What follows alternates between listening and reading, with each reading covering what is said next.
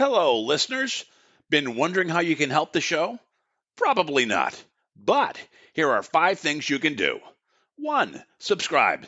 Support the show by clicking the subscription link in the show notes.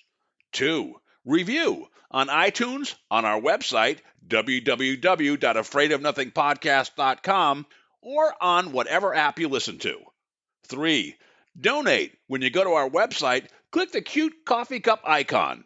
Or in the show notes, click the subscription link. 4. Share. Sharing really is caring. Tell your friends and even your enemies to check out the show. 5. Watch. Wait a minute, it's a podcast, not a movie. Actually, it's both. Check the show notes to find out where to watch the documentary. You can also rent it on Prime Video. That's it. Oh, one last thing. Enjoy this episode. Well, happy holidays, everyone.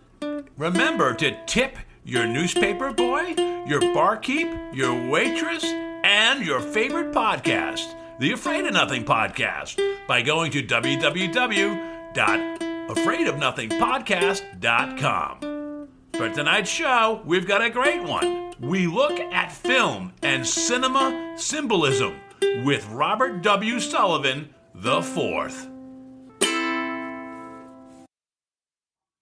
Robert W. Sullivan IV is a Freemason, philosopher, historian, antiquarian, jurist, lay theologian, writer, editor, mystic, radio TV personality, showman, best-selling author, CEO, and lawyer.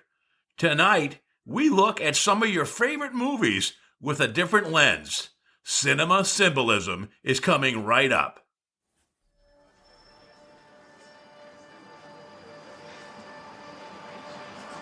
In a world where nothing is known, nothing is certain, reality is not real. Wake up! Be afraid of nothing. I'm Bob Heskey. Robert. The host with the ghost. This is my podcast, based on my paranormal documentary, Afraid of Nothing. Each episode, we talk to people who see life and the afterlife through a different lens.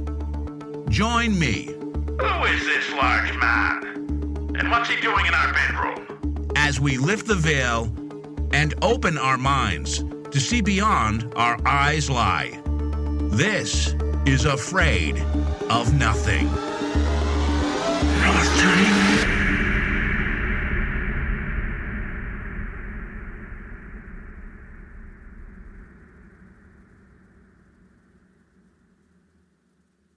We are here with Robert W. Sullivan IV, Robert 4.0. I've never met a 4th edition of someone, Robert. Tell us about yourself. You do a lot of impressive things, but tell us about all the things that you do. Well, thank you, Robert, for having me on the Afraid of Nothing podcast. It's my pleasure to be here.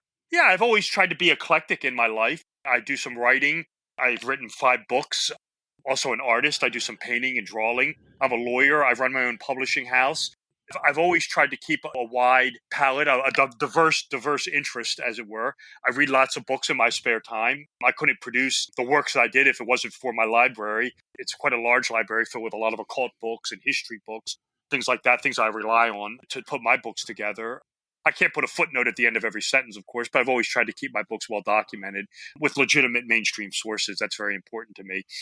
Like I said, I just always, try to keep it eclectic and do a lot of things and keep it diverse. Well, it's a very impressive resume. One thing that really blows me away is you're a 32nd degree Freemason. And for people counting score at home, you're 1 degree away from the very top echelon, which I'm sure you're close to. What are some of the misperceptions that people have about Freemasons? Well, right. Well, that's a good question. And one of them is just the one you just said, that the 33rd is the highest degree. This is a common fallacy. The highest degree of Freemasonry is the 13th in the Scottish Rite and the 7th in the York Rite. That is actually the highest and far as you can go. The degrees that come afterwards actually take place prior to that degree chronologically. So one of the most common fallacies that people think is that the 33-degree Freemason is some sort of like secret cabal power base. This is, like I said, completely erroneous. It's the power structure is based around the 13th degree of the Scottish Rite and the 7th degree in the York Rite, because that is the end of the Masonic story. If you want to call it like a quest for the Golden Fleece or something like that, the Masonic story, the Arthurian Masonic legend comes to an end in that degree. This is when the candidate discovers what is lost in the Blue Lodge. So one of the most common fallacies that people make is that the 33rd degree or what have you is this super high degree. It really isn't. It's more of an honorary degree that's just bestowed upon community leaders, civil activists, people who do a lot of charity work, things of that nature. The foundations of this country revolve around the Royal Arch of Enoch ceremonial, which again is the 7th in the York Rite and the 13th in the Scottish Rite. You wrote a book on that, correct, didn't you? Yes, I did. It was the first book I published. It originally came out in 2012, which I can't believe. Next August, it'll be 10 years. That volume, that edition was terminated by me, and it was republished by me in 2016. It's called The Royal Arch of Enoch, The Impact of Masonic Ritual, Philosophy, and Symbolism. And it is all about this one particular degree of the high degree bodies. It's not part of the Blue Lodge. It's part of the two main high degree bodies, the York and the Scottish Rite, called the Royal Arch of Enoch. And the thesis of the book is multi. The main thesis of the book was that this ritual, as it was being constructed in Paris, France in the 1740s and 50s, was containing elements of the lost book of Enoch. This is one Enoch that should not be happening because one Enoch was lost to Western civilization between around the 2nd, 3rd century up until 1793 when it's rediscovered. And then even then, it's not even translated to English in 1821. Yet this Masonic ritual is incorporating components of that lost book. That's the main thesis. But then off of that, I get into why this degree is so important. And when you break it down and when you understand the Masonic history, the liturgy almost as it is, you will come to understand that this is one of the most important degrees, if not the most important degree out there. And it's really the degree that all the symbolism that's creating the United States, not all of it, but a good amount of it, is coming out of. It's coming out of this one high degree. When the reader understands what's happening in the Blue Lodge rituals and understand what's going on in this ritual, it makes total sense. Now, how has your view on the world changed since you first became a Freemason and all these degrees later? You have all this knowledge that's kind of hit you when you see symbolism all around you. Is there one or two things that you've changed, how you view the world? I don't know if it's how I view the world. I can view the world a little differently. I could see things more symbolically. When I became a Freemason, I joined it, and I had some background in, the esoteric, the occult. It was something that interested me as a child. When I went through the degrees, it wasn't until afterwards that I kind of started reading Albert Pike, Manly P. Hall, and I was able to start piecing this stuff together and understanding that this ritual was symbolizing something else, especially the 3rd degree. It was symbolizing something else. And off of that, I was sort of able to start decoding things on a symbolic level. So has it changed the way I see the world in that fashion? Yes. Does it change the way I see the world politically or something like that, or culturally? No, not really. But I understand symbols. One of the big things that's really critical to this study, not only with Masonry, but with the movies as well, is the context.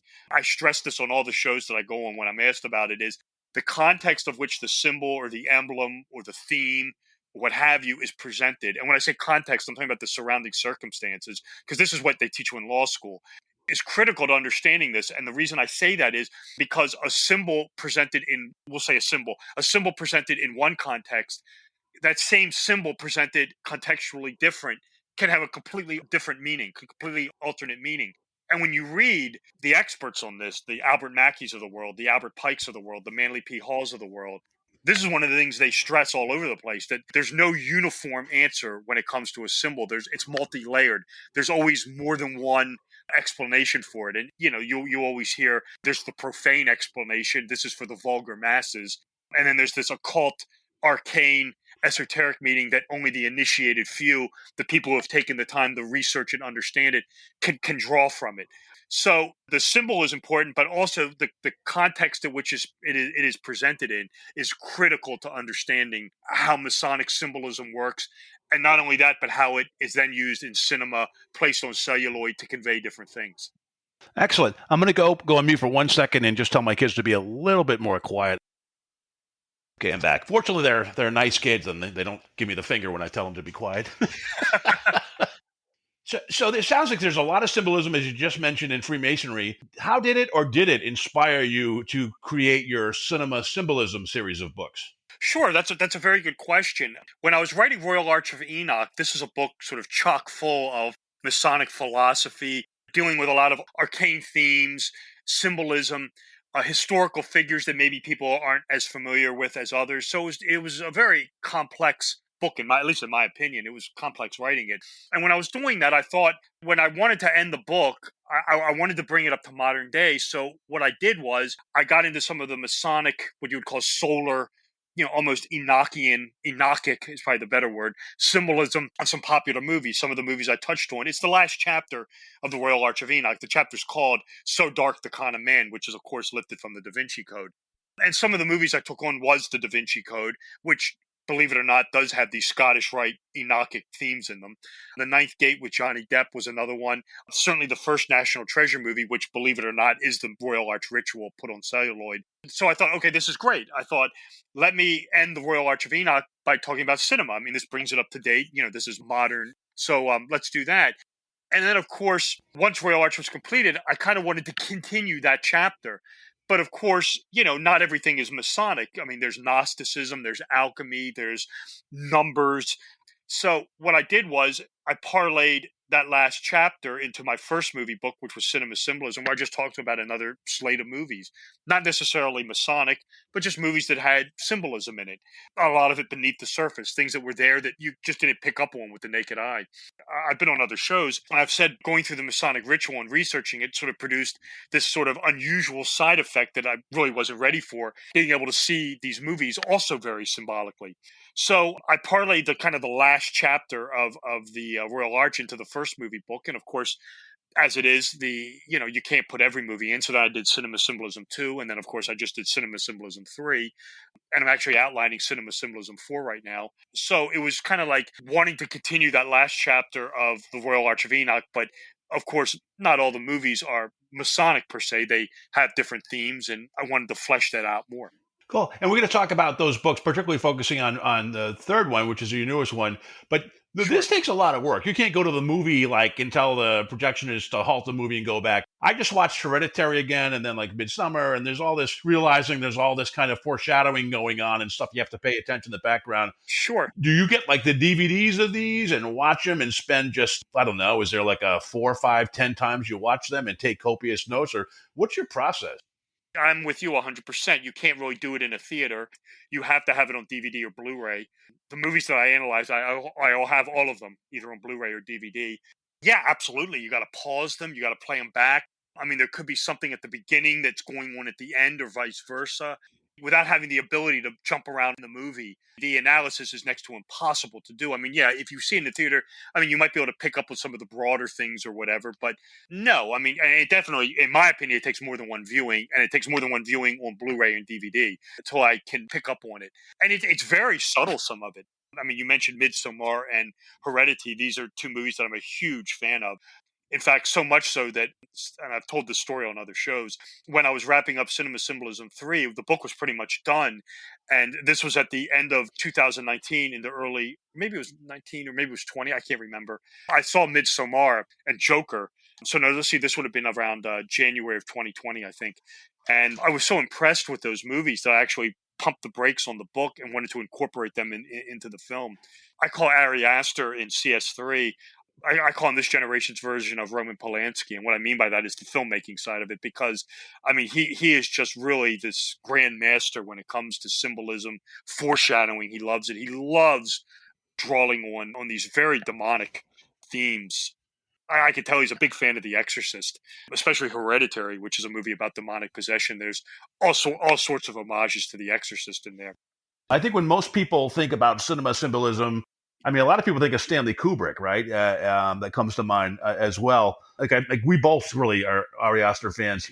I mean, like you mentioned, his two films, Hereditary and Midsummer, they both kind of center on mental illness, family tragedy, grief, and some type of pagan or satanic ritual thrown in. And they do a lot of foreshadowing, as you mentioned, and repetitive imagery. Sure. I'd love to start first with Hereditary and get kind of what you got out of that, and then we'll talk about Midsummer. Is that okay? Yeah, no, whatever you want to do. I mean, I agree with you with Kubrick. There's some, I mean, I should point out there are some directors that are more adroit with this material than others. I mean, Kubrick's one of them. Ari Aster is, Darren Aronofsky, even Spielberg, Lucas Zemeckis. So yeah, I mean, there are some directors that are much more sophisticated than others.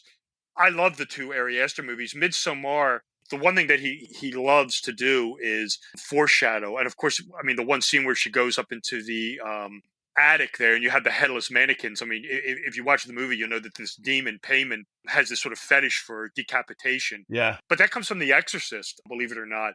When Chris McNeil goes up into her attic, you'll find some headless mannequins up there as well. Oh. And he is completely drawing from that movie. The Exorcist has one of the premier examples of foreshadowing in any movie that is out there.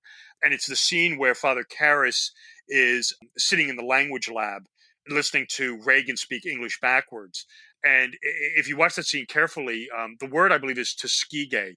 It's something to that effect, or Tuskegee, I think it might be.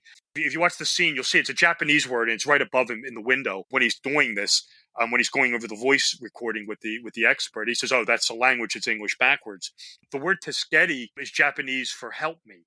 And the very next scene is when he goes over to the house at night, and of course he lifts up, Reagan's stomach, back the sheets, and on her stomach is the words "help." So it's one of the great examples of foreshadowing. And Aster must have loved this because all his movies are foreshadowing. He draws upon that. It's like an art of memory device. That little thing with the headless mannequin, that's a subconscious plant that's designed to draw you back to The Exorcist. Again, sort of the granddaddy of all the satanic, demonic movies. The one thing that I thought was very interesting was, and I don't know if this was intentional or not, knowing Aster the way I do, I think it probably was, is if you fast forward to Midsommar, which is a very demonic film, I mean, very, very grim film, the number 9 is one of the tropes that he uses. The number 9 repeats all over the place in Midsommar. And if you're familiar with Norse mythology, I talk about it in the book. I can't go over it all right now. But the number 9 is critical within Norse mythology. It's all over the place. What makes it so interesting, though, is in Ars Goetia, the Lesser Key of Solomon, this is the grimoire that contains the resurrection spells and incantations to raise Payman. And of course, this has the sigil of Payman in it. And of course, that's in the movie all over the place in Hereditary, the demonic sigil of Payman. It's the thing that's burnt on the wall, and Toni Collette has it on their necklace at one point in time at the beginning of the movie. Wasn't it on the pole that she crashes into too? And it's on the pole. It's on the pole that decapitates the little girl. That's the demonic sigil of Payman. What makes it so strange is Payman is actually the 9th demon in Ars Goetia, or the Key of Solomon, the Lesser Key. I can't help but wonder if he wasn't trying to somehow evoke this into Midsommar, because it's such a demonic, ghastly film that he wasn't trying to catch Payman's vibe and put it into the celluloid. It's one of those movies where Midsommar, it has that very satanic vibe to it, very dark. There's only a few other movies that have it. Midsommar is one, The Exorcist is another. The other one that comes to mind is The Black Cat with Karloff and Lugosi, which is an incredibly dark film. But I love works of Ari Aster. I mean, Midsommar, it's sort of like a dark retelling of The Wizard of Oz almost. Really? The reason why that movie is so complex, it's one of those movies that's quite like The Wizard of Oz. It's multi-layered.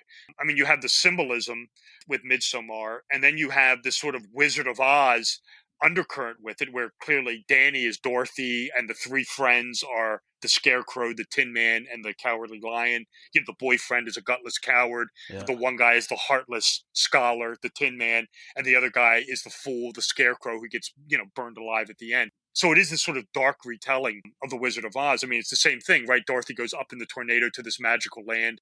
Danny goes up in the air on the plane to this strange magical land, the Harger, or whatever it's called. So it is sort of this retelling of The Wizard of Oz. But then after that, when you get done with that, with Midsommar, then you got to go back and do it all over again, because you have to analyze the elder and younger Futhark, the runes.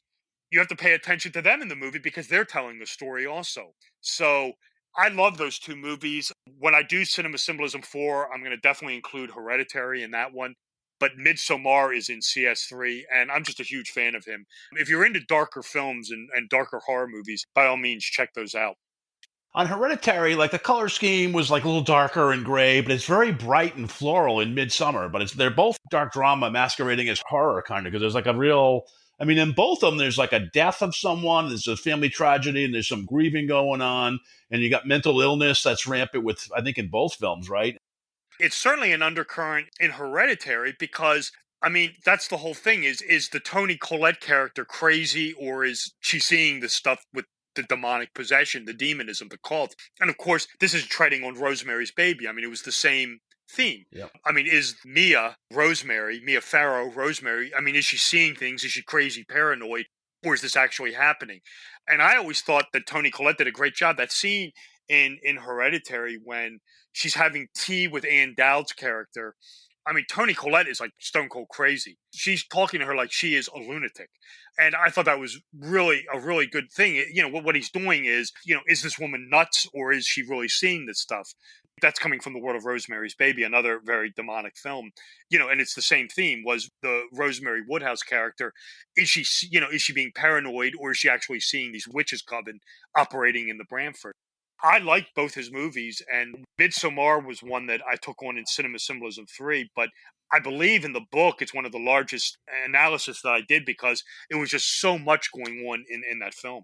My favorite line in Midsommar is, so are we just going to ignore the bear there? You know, at the beginning when they're walking by the cave. Oh, sure. That's like, I think at that point, I mean, I didn't pick up on it. I was like, that's brilliant kind of foreshadowing, right? It's the best way to kind of broach that subject, right? It's amazing. Well, right. If you watch it, when you watch that scene, the camera keeps panning over that scene. I mean, of course, that scene with the bear comes with the mural. That mural, that tapestry as a whole, like Right. of foreshadowing of the whole story too, right? Is Right. it? Yep. Okay. Right. The tapestry is the whole thing with Maya and Christian. That's foreshadowing. But then you keep panning over, and then you have the bear, and you keep panning over, and the lottery machine is there, sitting right there on the ground that he draws the lot from at the end.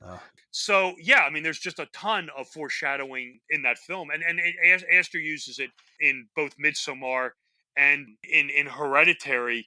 The movies kind of like are almost interrelated. Almost the little girl Charlie, when she's up in the treehouse, has the box, the shoe box that's red. What is it? It's blue and yellow. Yeah. I mean, what's the clothing of the girl? I mean, that turns up later in Midsommar. It's the color of the girl who commits suicide with the pipe in her mouth.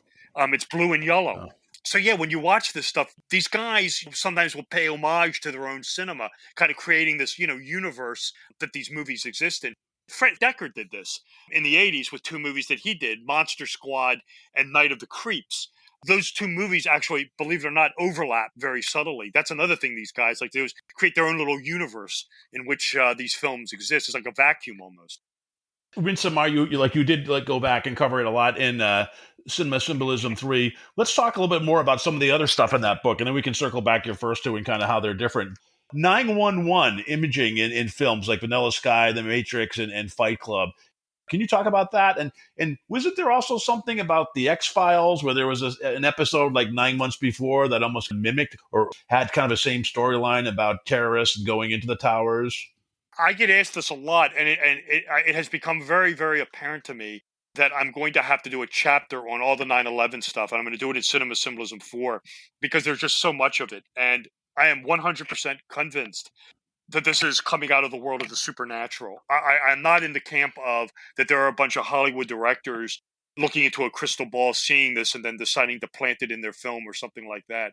I believe that the imagery, it is clearly there, but I believe it is somehow emerging out of the world of the supernatural, which is, to me, makes it much more interesting. But really, when you look at 9/11, the lead up to that is just astounding how much 9/11 imagery turns up in film. And what makes it so startling is it's right before the incident. You can go back years for some of it, but that doesn't hold as much interest to me as to the 2, 3, 4 years leading up to it. I mean, The Matrix came out in 1999. I mean, Neo's passport expires, or was it 98, something like that. It expires on September 11th, 2001. The Patriot with Mel Gibson was in 2000. And of course, at the beginning, he weighs the chair. It weighs 9 pounds, 11 ounces, and he sits on it, and it comes crashing down. I've made up my mind I'm going to do a whole chapter on 9/11 imagery in Cinema Symbolism 4. You're absolutely correct about the lone gunman. This was the X-Files spinoff that aired in, I believe, March of 2001. So we're talking, 6 months beforehand. And this involved a false flag government operation where airliners were flown into the World Trade Center. You have Fight Club is another one where the buildings come down at the end and Tyler Durden refers to the destruction site as ground zero. And then you have the space monkeys earlier on in the movie destroying the corporate art, which is the Sphere. This was a sculpture that was badly damaged in the World Trade Center attack. And of course, the space monkeys destroy it. I thought that was very fascinating. Of course, you have the Simpsons episode. And what makes it so peculiar is they line up. Can you talk about the Simpsons episode? Because a lot of people may not be, or some of them may not be. Yeah, it's called, I think it came out in, I can't remember what year it came out. I think it was 96. It's called Homer Simpson versus New York City. And it's the one where Bart waves the money in front of the little program that has 9/11 on it. It has the number 9 on it for $9. And then the 11 is made by the World Trade Center. What makes that episode so peculiar is it's like a timeline. Because I believe, and I have to go look this up in the book, the Simpson episode came out like on September 21st, 1996, and then September 21st, 1997, Fight Club was released. They almost all line up, like right on a timeline with 9/11. And it's fascinating. I mean, it's startling. And those are just a couple of examples with it. There are more. It's interesting. You also said you feel it's supernatural, because I was thinking the same thing. It's like when someone takes a picture at a haunted house and then later on a ghost appears or something. Is this synchronicity, or why? Right. How does one kind of create the other, or how are they connected? And it's like, I agree with you. I don't think it's intentional that they're warning and they're throwing stuff out and seeing who's paying attention. It's almost like it's just connective, and it's just weird how, if you pay really close attention, how this stuff unfolds. Carl Jung called it synchronicity. There's a relationship between things that is supernatural that can't be explained. It's certainly the case with Elvis Presley and the sun. The solar imagery around Elvis and his life is astounding. I agree with you. I mean, with the 9/11 stuff, I believe it's completely supernatural. It's going to be a chapter in Cinema Symbolism 4. I've already made up my mind on it. And yeah, I mean, you're dealing with a lot of Christian mystics who talked about this. Emanuel Swedenborg, the psychiatrist Carl Jung, with the collective unconscious being inherited. Could it somehow be predicted? Or a predictive mechanism. Plato talked about this, that creation is a divine process. When a film is being made, it's obviously a highly creative process, a highly imaginative process. Are you somehow tapping into some ethereal realm that you may not even be aware of, that you're not aware of? It's subconscious, it's unconscious. And that to me, seems to be the best explanation, because it's clearly happening. It's clearly there. So the next question becomes, well, how do we account for it? And once you eliminate the old Sherlock Holmes maxim, once you eliminate the improbable, whatever it is has to be the truth. And I think once you eliminate the idea of that there's a bunch of Hollywood guys sitting around looking in crystal balls, well, then how do you account for it? Well, it's the supernatural. Now, as improbable as it sounds, it has to be the truth. And 9/11 is just one example of it. Yeah. It's kind of like the double slit experiment. You have all these probabilities, and once you observe it, the wavy line becomes like a dot on the back of the machine, where it's kind of like once it's observed, or once it's thought of, the thought's out there and is observed, then it can shape to reality. I don't know. I go off of this whole thing. When I did my documentary, there was a book called Biocentrism, which had a lot of that stuff in it, which I used and I interviewed people on, and it just blows my mind when I think about it. Yeah, I don't think that the movies generated the event. I think it's more of a prophecy. Because there's really no movie out there that says, okay, planes are going to be hijacked. It's more subtle. It's more interlinked. Yeah, I almost thought, Robert, like the idea that the thought or the idea of it, almost like observing something and then it becomes reality. It's almost like the idea that this could happen, and then maybe it doesn't cause it or whatever, but it just puts it out there and it does happen. The thing with 9/11 that makes it so startling is all the examples. But it's also not the first time this has happened. The China syndrome which is about a nuclear reactor meltdown, came out, 2 weeks before 3 Mile Island. So, Wow. You yeah, forget about yeah, that. yeah, Yeah. and you Wow. forget about it, and this was another crazy one. This was a movie that came out. I can't remember the name of it. It may have been Hanky Panky. It was a movie that came out like in 1984. It was Gene Wilder and Gilda Radner, or maybe something like that. And anyway, the Gene Wilder character was from Chicago, Illinois. He was an architect, and his name was Michael Jordan. And this movie came out like a year and a half before the Chicago Bulls drafted the Michael Jordan. So, I mean, I thought that was kind of peculiar. The 9/11 stuff is really astounding because there's so much of it, but this has happened before. Donald Trump prophecy. Is that in book 3? Am I correct? That's in book 3, and that's another 9/11. That's another 9/11 thing, is Trump being prophesied as president. You'll find that all over the place. That turns up in the Lego movie, which I believe was 2014. In a movie called Gremlins 2, which was about 1991. There's a Donald Trump analog in that named Daniel Clamp, played by John Glover. Was it The Simpsons too? No, The Simpsons show comes afterwards. The Simpsons you can cut out of that one. Daniel Clamp in Gremlins 2 is interviewed, and the numbers on the mic are 11 and 9. November 9th, Trump got elected president. That repeats in the Serta mattress commercial that he did. I think it was 2011, where he has sheep guarding door rooms in his hotel, and it's rooms 11 and 9. Again, November 9th, the date he became president. So, yeah, Trump, there's prophecy with Trump becoming president. That's really a strange one. And again, when you look at movies as a modern-day Nostradamus, it really is astounding. I think, correct me if I'm wrong, in the 3rd book, you talk about occult casting and the use of Donnie Darko as an example. What is occult casting? Can you explain that for us? Yeah, it's something that actually goes back to the 2nd book, but I talk about it in the 3rd book as well. It's not really in the 1st one, but it's in the 2nd one, and it's in the 3rd one. And it's something I started to pick up on in the 2nd one.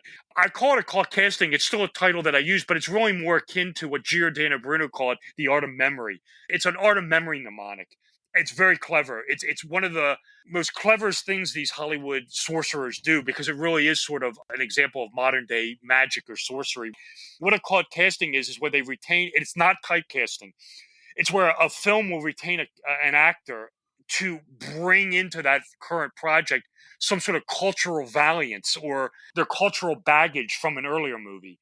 And Donnie Darko is a great example of this. Patrick Swayze in Donnie Darko is the movie takes place in 1988, and he is clearly put there to implant in the viewer's mind these cheesy 80s movies that he made. Yeah. The one specifically is Dirty Dancing. If you look at Donnie Darko is about a disenfranchised youth not understanding the cultural mores of the society that they're living in. Yep. Dirty Dancing, what's that about? It's the same thing. Kids in the early 60s not wanting to conform to the hangover 50s cultural mores that are still permeating the 1960s, the early 60s. So it's the same theme. And what Richard Kelly is doing by putting Swayze in there is he is transferring subconsciously that theme from Dirty Dancing into Donnie Darko without even the viewer being aware of it.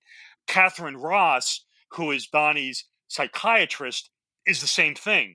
Her placement there is designed to resurrect The Graduate with Dustin Hoffman. What's that movie about? About a youth disenfranchised, not understanding the cultural mores of his time. Again, what's Donnie Darko about? A youth disenfranchised, not understanding the cultural mores of the time he's living in. So by placing Catherine Ross and Swayze in Donnie Darko, Kelly is subconsciously drawing into your mind their performances from Dirty Dancing and The Graduate without even you being aware of it.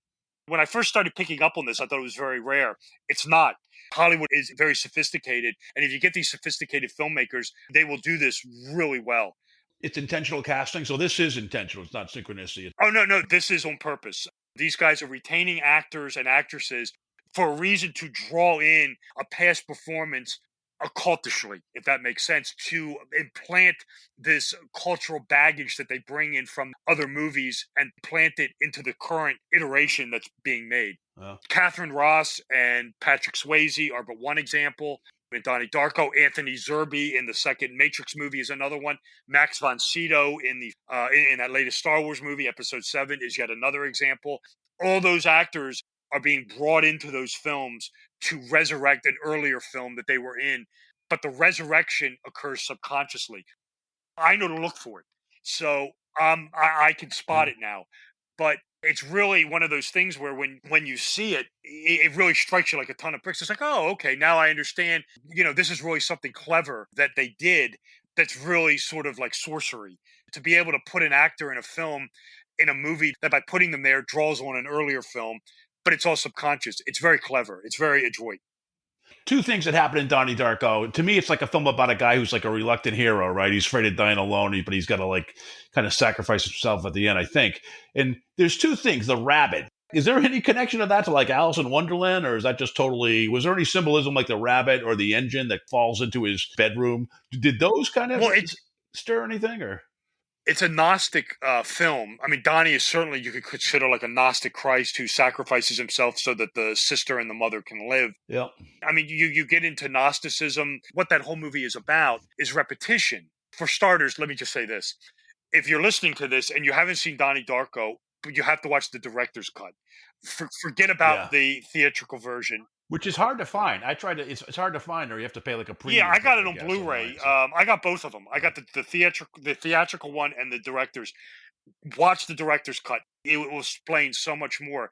The whole thing with some of this is, I mean, it's complex material, and I get into it in the book. The whole thing with the movie is this whole tangent universe keeps repeating over and over again. And the idea of a repetitive universe or a parallel universe comes from the Fibonacci sequence. The Fibonacci sequence is based on the mating habit of rabbits. That's where Frank the Rabbit comes from. Wow. Yeah. That's amazing. If you watch the film and you really pay attention to it, he's done this before. The whole movie is about him trying to go back and figure it out to correct this error that has created this tangent universe. But what makes the movie so remarkable is it's clear that he's lived this over and over and over again. You're just seeing the last iteration of it. This has happened over and over and over again. Yeah. You're just happening to see, I mean, some of the things in the movie that tip you off to this are very clever. One of them is at the end of the movie when they're going to Grandma Death's house, pay attention to the bicycling. Donnie is the only one without his headlight on the bicycle. Why? Because he's done it before. He knows the path. The others, because it's a tangent universe, they haven't relived it over and over again. He keeps reliving it over and over again, so he knows the path, so he doesn't have to have the light on. It's little things like that make that movie so incredible to watch. That's one of those movies that's like Black Swan, where every time I watch it, I pick up on something new. I love Donnie Darko. One of my favorite movies. Yeah, another movie that's got a lot of repetition and kind of is been there before, is been there, done that, but don't know what it means, is Jacob's Ladder, right? Can you talk about that? Well, that's really not repetition. The Godfather of repetitive movies, the one where it's nothing but repetitive tropes over and over and over again, is The Shining with Kubrick. I mean, yes, that's where Shining. Right. Yep. That's where Kubrick just shows you the same thing over and over and over and over and over again. And why? Because the Overlook is an Ouroboros. It's a snake biting its tail. It just repeats over and over and over and over again. Jacob's Ladder is one of those movies that I very much like. I took that on in CS2. This is sort of a complex movie because it's one of those movies that walks the line between Gnosticism and alchemy. Rob, is it like a story of ascension? Is that what the ladder is, where he's trying to find his way to heaven or wherever that is in the afterlife? Well, it is. It's that, but it's about transition. Okay. And it walks this line between Gnosticism and alchemy. A Gnostic movie is a fine line. And medieval alchemists based their theories on the ancient Gnostics.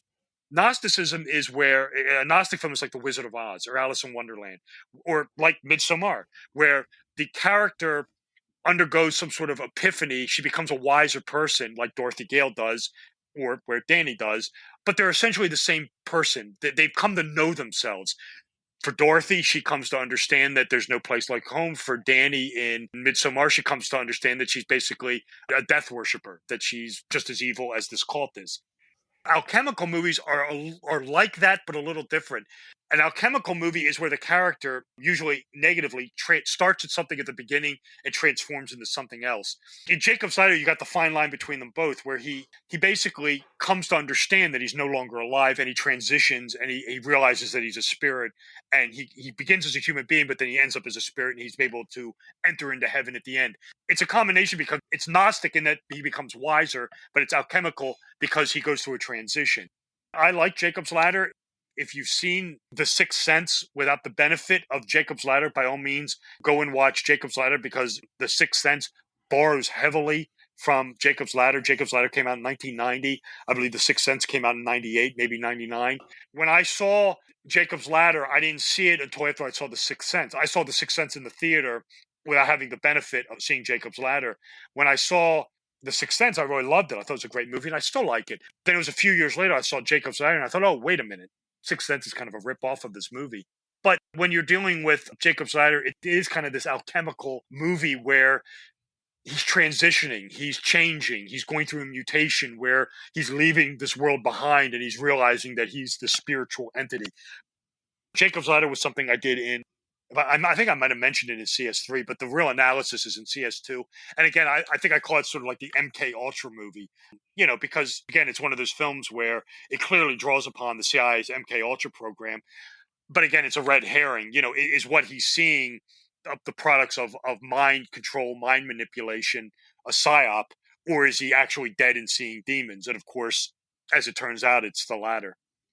Now, two others, which are iconic and very symbolic, The Wizard of Oz and Alice in Wonderland. How are they connected in terms of symbolism?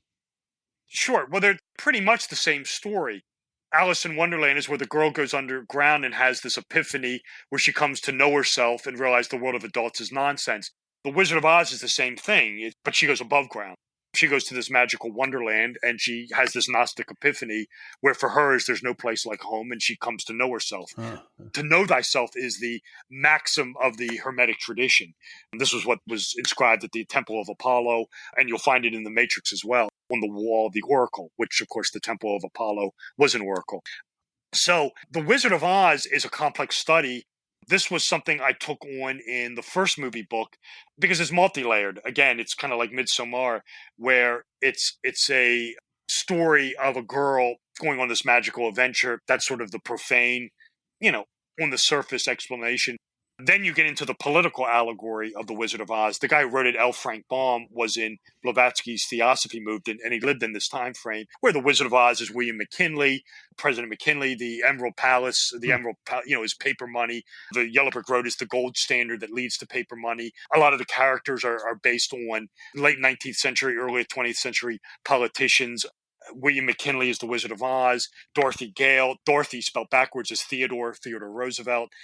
The Cowardly Lion is William Jennings Bryan, who was McKinley's challenger to the presidency. Got blown out both times, so he was a cowardly lion. All bark, no bite. Jennings Bryan was a teetotaler, means he didn't drink. This is where the name of the dog comes from, Toto.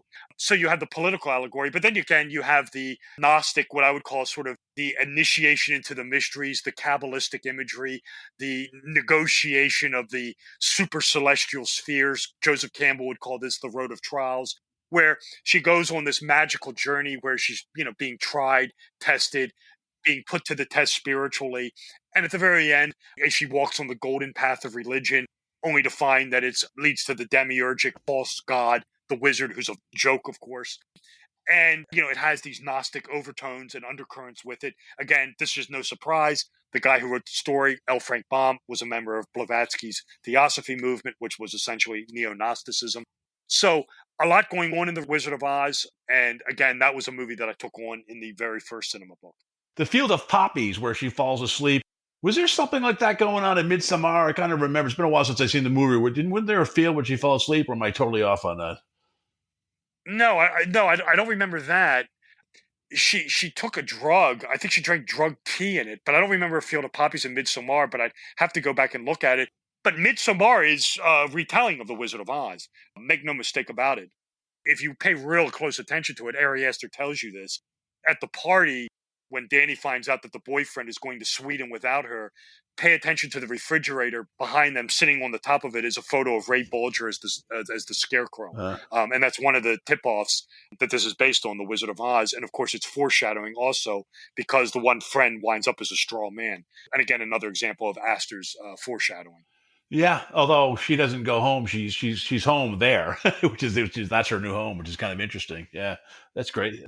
Yeah, the Harga winds up as her new home. Yeah. Sure, that's amazing. I want to ask you. You've done 3 books now, so give us a quick synopsis of what people might get. I know we've touched on it. We've gone back and forth a little bit, But between book 1, 2, and 3, they don't need to take them in sequence because they're all different. But, what are some interesting snippets out of each of the 3 books? We touched on 3 already, but book 1 and 2, what would a person find of interest in those that really would resonate with them? Sure. I mean, each book has overlap with the other. I mean, it's impossible for them to not. Most of the James Bond stuff is in the first book. So if you're a James Bond fan, you're going to find it in there. The Star Wars movies are in the first book. So are the Lord of the Rings. The Exorcist was in the first book as well. The Shining is in the second book. It's talked about briefly in the first book, but the breakdown of The Shining occurs in CS2. What about Harry Potter? Harry Potter series? Is that The Harry Potter stuff is in the Cinema Symbolism too. That's what I thought. Okay. Yeah, you'll find that in CS2. The spaghetti western stuff is in Cinema Symbolism too. The stuff with Clint Eastwood, Martin Scorsese's Gangs of New York, which is based on a lot of the spaghetti western stuff, the Christian mysticism. You'll find that in Cinema Symbolism too. CS3, again, a new slate of movies. Get into David Lynch in Cinema Symbolism too. I couldn't take on all David Lynch's stuff in CS2 because there's so much of it, and he's highly complex. I do David Lynch Part 1 in CS2, and I do David Lynch Part 2 in CS3. I took on the Bates Motel television show in Cinema Symbolism 3. I took on Twin Peaks, another TV show in CS3. So each book has different movies in them, and looking at them or the table of contents, and you see movies in one that you like more than other or whatever. The books, I believe, can be read out of order. I don't believe you have to read 1, 2, and 3 in order. You can read them, in any particular order. And you're outlining book 4. Can you tease out anything we could look for in book 4? Absolutely, I can. We're going to do, like I said, a whole chapter on 9/11, on the 9/11 prophecy in cinema. Some of the movies that will be taken on will be Hereditary. I'm going to do the Cruella movie with Emma Stone. The 3 Conjuring movies and the offshoots are overloaded with stuff, so I'll be talking about them. I haven't seen them yet, but I can't imagine that the Matrix 4 is going to be devoid of symbolism. I took on all 3 in the first book. I'm looking very much forward to seeing part 4. I can't imagine that there won't be anything in that. I did the Halloween 2018 movie in CS3, so I'm going to do Halloween Kills, assuming it has anything. Yeah. I'm looking forward to seeing that. The one movie that looks like it might flirt with Gnosticism, again, I haven't seen it yet, is The Last Night in Soho. That looks like a good one. So those are just some of the ones off the top of my head, but we'll definitely be doing Cruella, Hereditary, chapter on 9/11. We'll take it from there. Cool. Tell us your website where they can get your books. Yeah, for starters, thank you for having me on Afraid of Nothing podcast. It was my pleasure to be here. Yeah, if you're interested in me and you're interested in my books, just go to my website. My website is my name. My name is Robert W. Sullivan IV. My website is Robert W. Sullivan, and then for the fourth, it's the letter I, the letter V, Roman numerals, robertwsullivan.iv.com. There are links to buy the books, information about me. The website is routinely updated with podcasts and radio shows and upcoming shows that I'm going to be doing. Has a biography of myself. Links to buy the books, they're available online at all the major retailers. Amazon, Barnes & Noble, Books A Million. You can get the print edition. You can get the Kindle edition. They're obviously a lot cheaper. So robertwsullivan.iv.com. It's very easy to navigate. Links to buy the books. Or, of course, you can just go to Amazon and type in the name of the book. It'll come up very quickly. And again, I am outlining Cinema Symbolism 4. I am in the process of making some edits and revisions to some of my other books. These will not be released as new editions or like a third edition or anything like that. These will just supplant the ones that are currently out. Yeah, and suggest people do what I did is I went to my library because there's not enough of your books out in the library system. And I think it's a good thing that should be there. So I'm bugging them to have your books, be in the library system. So if you get the book, but feel free to go to your library and tell them, hey, I heard it on this podcast. The guy's great. He's got a series of books that are very iconic and about the culture and our history, and you should have them. I was looking for it on Audible. It's not on Audible because it's very visual, a lot of the stuff in your books you mentioned, so they're not on Audible right now. So yeah, I couldn't do Audible because of the vast amounts of illustrations. The books are, I think, pretty fairly priced on the ebooks. I think they cost $6 and change. That's right. So, yeah. You can always get the ebook version of it. The Kindle app is free. With rising inflation, unfortunately, I'm forced to put some of the prices that I have on them. I have no choice about that. But the one thing that's good about the ebooks is there's essentially no overhead. There's no printing. There's no ink. There's no binding, no paper. That's why they're so much cheaper. Yes. Sustainability. It's a green solution. Yeah, it's awesome. I have to ask you before we go, what are your top 5 films? What are your favorite films that you've seen that you you have a huge DVD library, but what are the top 5 if you're going to bury in the ground in the time capsule that you want other civilizations to find and would have symbolism that you think they could decipher? What 5 films would you pick? Well, that's tough, and that's a two-pronged answer because there are movies that I like very much that aren't very symbolic, and there's some that are. Boy, oh boy, that's such a tough question. In no particular order, I mean, some of my favorite films, I'd have to say Fight Club would be up there. Probably Star Wars Episode 4 would be up there. I love The Good, the Bad, the Ugly with Clint Eastwood. That's by far and away my favorite Western. Monty Python and the Holy Grail I love. I'm a huge fan of the old Basil Rathbone, Nigel Bruce, Sherlock Holmes movies. One of my favorite ones was The Scarlet Claw. I'm a huge fan of them, and that movie particularly. Caddyshack. I like comedies. Of course, The Exorcist. Yeah, I was going to mention Halloween, the original Halloween from 1978. Fantastic movie. Those are just a couple of my favorites off the top of my head. I'm sure I could give you a list of probably 20 other films. Those are no particular order, but those off the top of my head are some of my favorites. Well, probably the next movie that Ari Aster makes, right? Whatever his third film is, it'll probably. Yeah, I look forward to seeing it, whatever that will be. He's been quiet for a while now. Hope he comes up with something good. Yeah, love to have you back when you have CS4, Cinema Symbolism 4 on, Rob. But thank you so much for your time tonight. Well, thank you again for having me on Afraid of Nothing podcast. It was my pleasure to be here. And absolutely, I look forward to returning. And anytime, I don't want to certainly cannibalize your show. 6 to 8 months, you want to have me on again? No problem. Yeah, what you do is very fresh and unique. I do a lot of paranormal podcast shows, and sometimes you cover the same topic. I think you're kind of unique in what you do. It super fascinates me. I have a co-host that's an actor, and I know he's going to want to be on the next time with me and you. So it would be great to talk to you. So thank you so much. Thank you.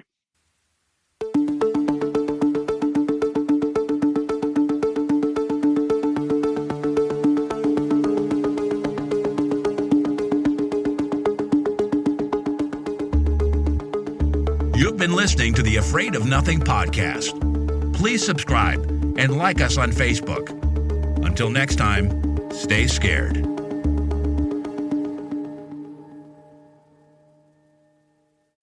Hey, you're still here?